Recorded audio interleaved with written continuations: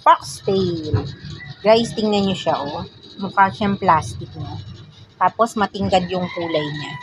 Alam nyo po kung bakit ganyan yan. Kasi hindi ko yan pinaaarawan.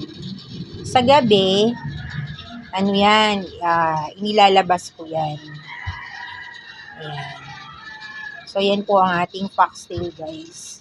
Ililipat ko nga siya ng kanyang lalagyan. Kasi po, parang masyadong maliit para sa kanya. Ayan. Pero kung yan po ay nasa direktang naiinitan ng araw, yan po ay papangit. Guys, nakikita nyo yan, yung mga nasa ilalim na yan. Ayan. Mga nasa bote, nasa supot. Yan po ay mga bonggambilya na binibinhi natin. Hindi dapat mainitan yan. Kaya yan tinatago ko sa dyan. Kasi po, para hindi na ako bumili ng mga bonggambilya, ako na lang po ang magbibinhi ng bonggambilya. Mura pa, o diba? Hindi naman tayo nagmamadali.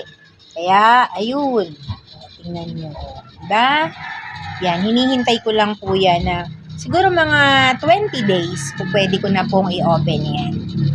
Yan po guys ang ating bonggambilya at ang ating foxtail.